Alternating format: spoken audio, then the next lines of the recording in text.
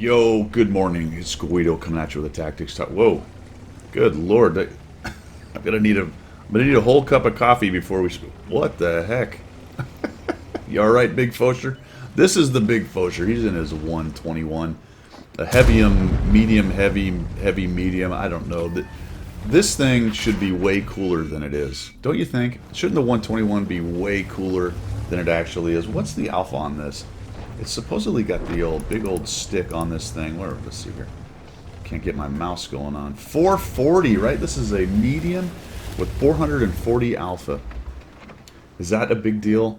It seems like it should be, but the mediums with 390 alpha that out-reload it by a million miles seem like a bigger deal, don't they? But the Big Fosher has decided to camp. I don't know. This is a first look. He said there's an aggressive move that wins the game. So we're going to predict on this first look. Are we going to get a shot here? Yeah. Oh, we hit him. Excellent. You miss 100% of the shots you don't take. And you miss most of the crappy shots you take also. But that was impressive. Now, I would have said, good lord, is this EU or what? I would have said that there would be a big scrum in the heavy area, kind of where the STB and the 430U is, right here, in the mouse. I would have not guessed that the Big Fosher was going to hang out at cap, but he has. So we just punish. I don't know why I would have not said the Sturv would have gone there in a million years. I don't understand that. I can't comprehend it. I would not have guessed there would be a heavy camping back here, the T-57, with almost no hit points left. Then, of course, there's 3RD. Well, the Big Fosher has thrown me for a bit of a loop. I would have never guessed that he would go to this position. But let's see what happens. I am willing to learn something new. Look at that. Look at the Chinese accuracy. The Chinese... Is there accuracy with the Chinese? I don't know. It's an all-tier 10 battle. He hasn't been spotted. I think he was earlier. We're going to pixel snipe the 103. Is that the same one he just repositioned to another weird place? Does he know there's Artie? Yeah, there it is. There it is. See? I just... Premonition. I'm omnipotent presentness. And we have it at 3 to 3. The 105 is going in. Now, one thing I will admit that's... I don't know if I'm going to say it's nice, but it's sometimes useful. Can we put it that way? About a medium that's going to camp in the back is when an EBR comes through, they have a much better chance. I don't know why you just didn't go get him, man. What were you... Alright, so we're going to turn around here. We got rid of him. Looks like the Grillet 15 took care of the Big Fosher's light work. Now, at some point, we're going to have to start maybe getting a little more aggressive. Now, when he said an aggressive move in a window, are there any windows in this little village? I am perplexed. Whoa! Chinese accuracy. The power of 3D. 3D, third person. The power of third person. That was not very much of a deep zoom. Now, you know, speaking of zoom aiming, I read somebody say that, and I don't watch a whole lot of skill, but apparently he says, is it skill or Circon? Can't remember. But anyway, one of those guys that's way, way better than me doesn't even use the 15 and 35 or whatever it is zoom, saying that it gives a false sense of accuracy. And I have wondered, and I know that Noble Wolf probably believes this, if the longer range of zoom, or not zooming in as much, is actually a benefit. Now, I don't see how that could be. I would not think it would be purposely mech'd that way.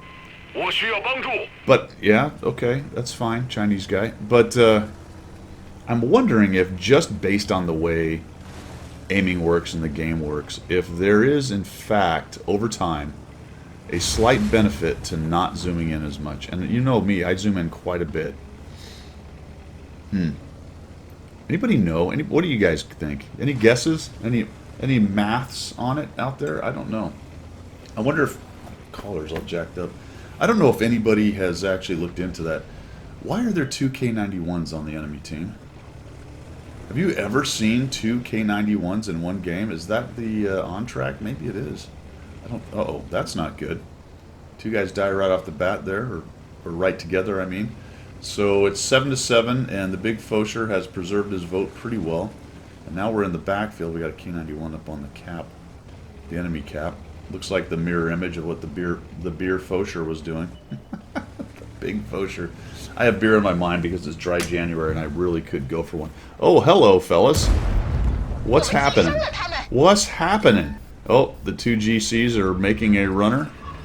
I would just go after him, dude, unless you're worried about somebody up on the TD spot, I suppose, the 268. But he's actually pushed forward, as has the FV Heavy. Oh, we've turned. This is going to hurt. Are we going to go? Ooh. You know you can go through those buildings. Maybe he was using them as cover. Nicely done. 2 artillery. That is approved by Guido. Pascucci's medals for all my friends. Now the K91, T91, whatever that thing is. This is now clean up on aisle 2. Where's the window thing? K91's going to reload again. Those things reload quickly. He's in that bush. Uh-oh.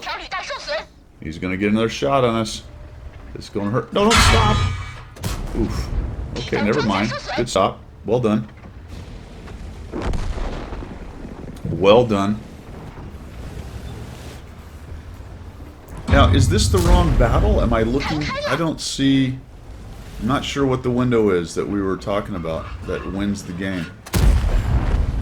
Perhaps we were talking a little bit more metaphorically in that the window to get around to the back and to destroy the 2 artillery. Is that what we were talking about? 4 kills, 2,974 damage, 3,841 assist. Where did all the assist come from?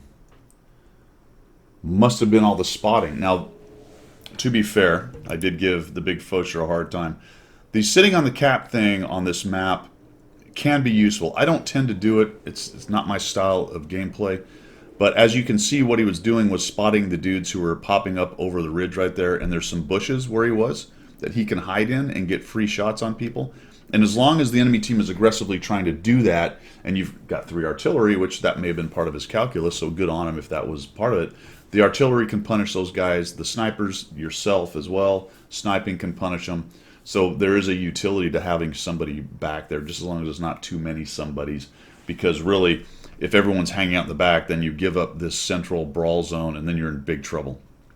Unless the enemy just is Muppets and pushes across a dead zone. But once somebody wins this area, or at least has control of it in that the enemy team can't use it very well, then this particular map is probably over. So I'm assuming the window was he saw an opportunity to move through into the backfield with his hit points, take out the artillery, and help the collapse to commence. So well done, man. That's a good game.